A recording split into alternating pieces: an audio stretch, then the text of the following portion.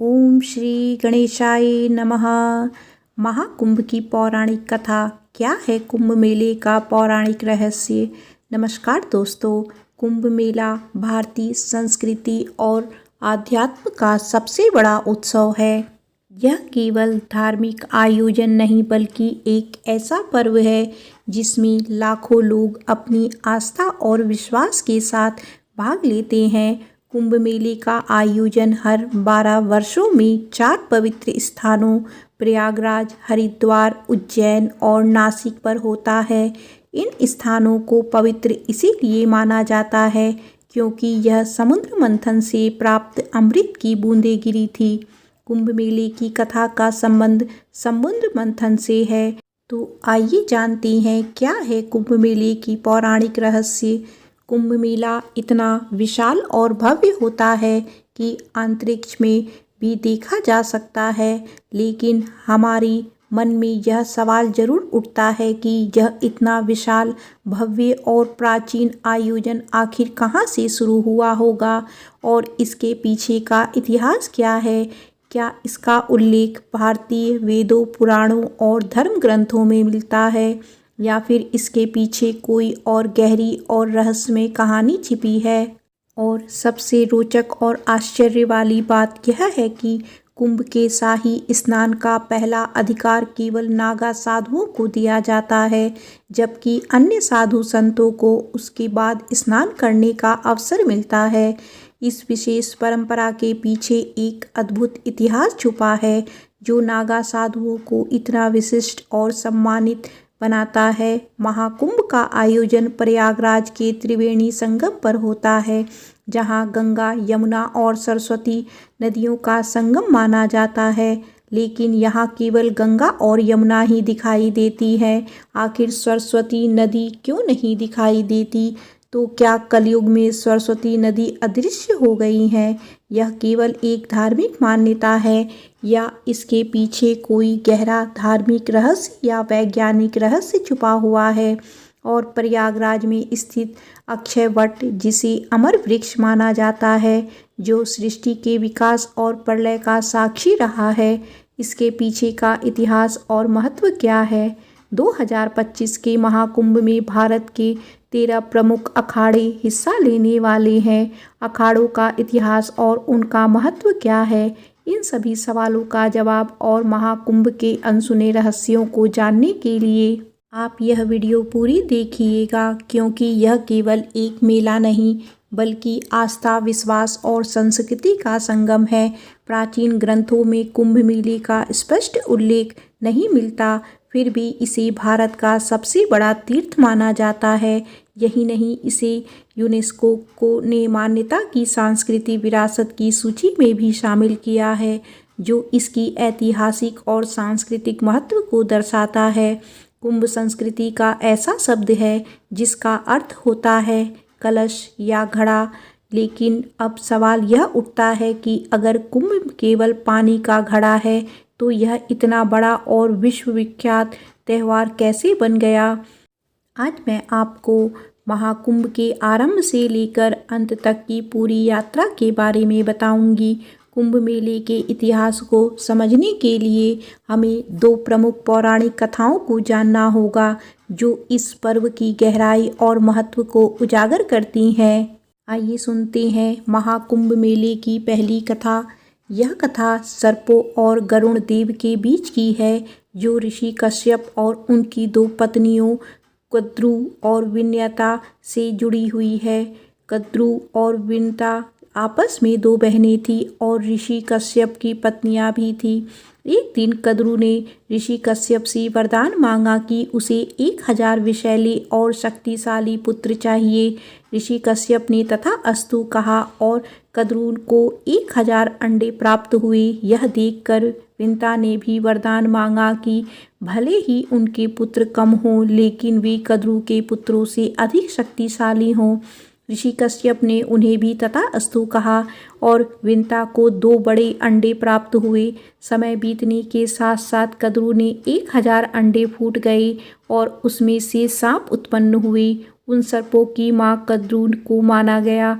दूसरी ओर विंता के अंडे नहीं फूट रहे थे और उत्सुकता में उसने एक अंडा समय से पहले फोड़ दिया। उसमें से एक अधूरा जीव उत्पन्न हुआ जिसका शरीर कमर तक ही विकसित हुआ था। वह जीव गुस्से में बोला, माँ, आपने मेरा साथ यह अन्याय क्यों किया? लेकिन कृपया आप दूसरे अंडे के साथ ऐसा मत कीजिएगा। वह जीव उड़ गया और उसका नाम अरुण रखा गया। आगे चलकर वह सूर्यदेव का सारथी बना। एक दिन कद्रू और विंता ने सूर्यदेव के सफ़ेद घोड़े को देखकर शर्त लगाई। विंता ने कहा कि यह घोड़ा पूरी तरह सफ़ेद है, जबकि कद्रू ने कहा कि उसकी पूंछ काली है। यह शर्त उनकी प्रतिष्ठा पर आ गई और तय हुआ कि जो भी हार जाएगा उसे दासी बनना पड़ेगा। कद्रू ने अपने नागपुत्रों से कहा कि वे सूक्ष्म रूप धारण कर घोड़े की पूंछ से चिपक जाएं ताकि वह काली दिखाई दे।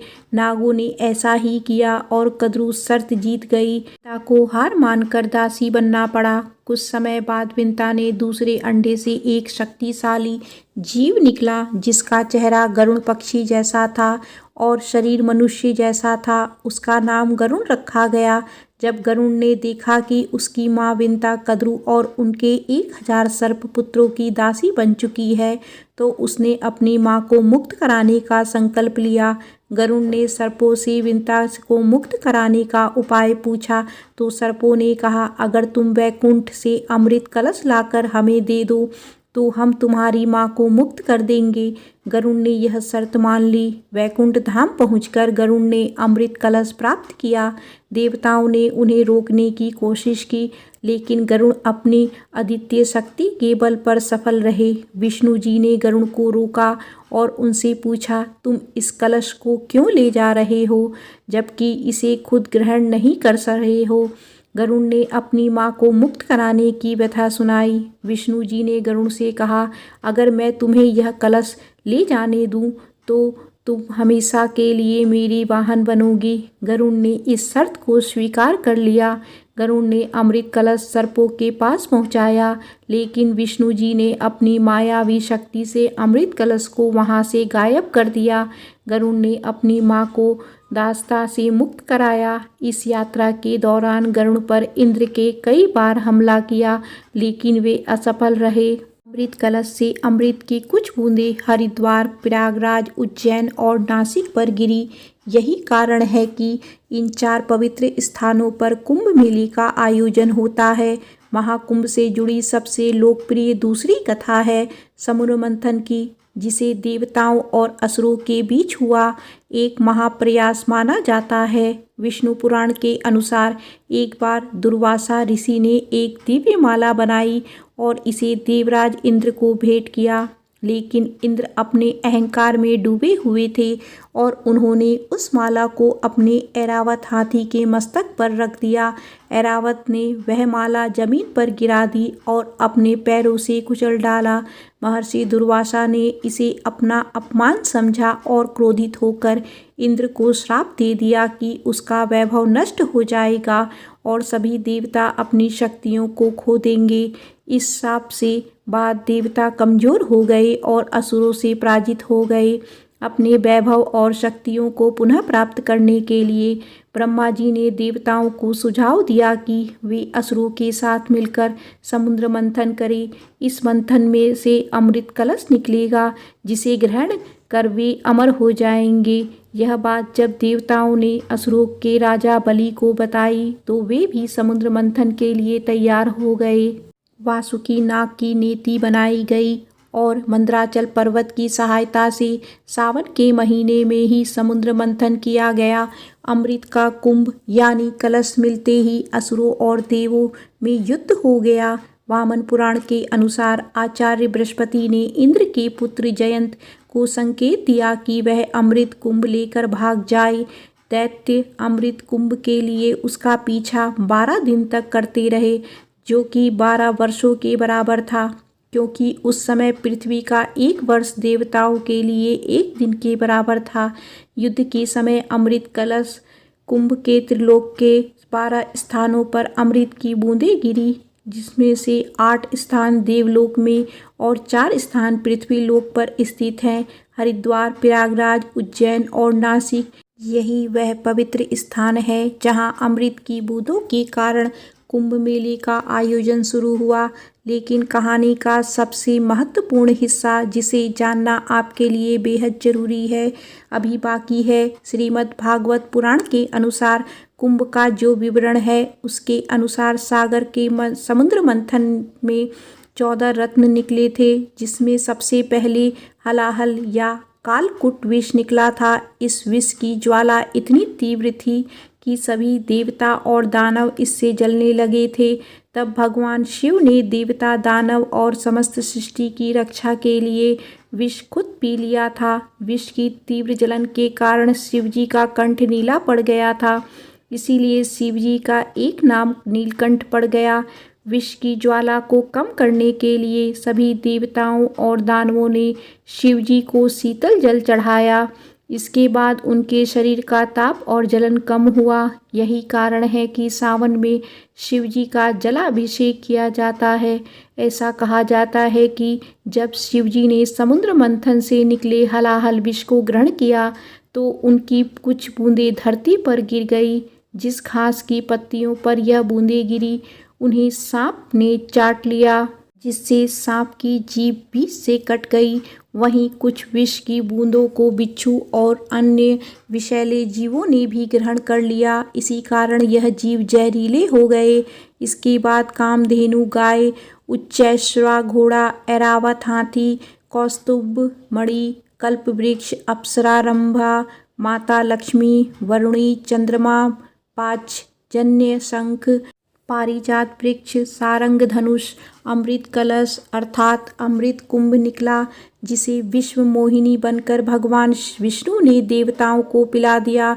इसकी बूंदें हरिद्वार की गंगा नदी, प्रयागराज के त्रिवेणी संगम गंगा, यमुना और सरस्वती, उज्जैन की क्षिप्रा नदी और नासिक की गोदावरी नदी में गिरी। जहां अमृत की बूंदें गिरी, वहां कुंभ मेले का आयोजन शुरू हुआ।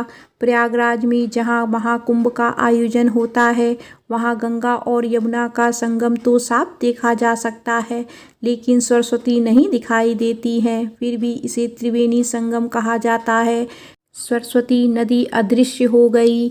इसके पीछे की वजह जानने के लिए हमें इतिहास और पौराणिक कथाओं में झांकना होगा। महाभारत के शल्य पर्व में सरस्वती नाम से नदियों का उल्लेख मिलता है। श्रीमद् भागवत पुराण में सरस्वती नदी के प्रवाह और उसके स्थानांतरण की एक रोचक कथा का वर्णन है। पुराणों के अनुसार प्राचीन काल में सरस्वती नदी स्वर्ण भूमि में बहा करती थी। कालांतर में इस भूमि का नाम स्वर्ण राष्ट्र हो गया है और धीरे धीरे यह सौराष्ट्र कहलाने लगा। उस समय सौराष्ट्र का क्षेत्र प्राचीन मारवाड़ तक फैला हुआ था और सरस्वती नदी इसी भूमि से प्रवाहित होती थी।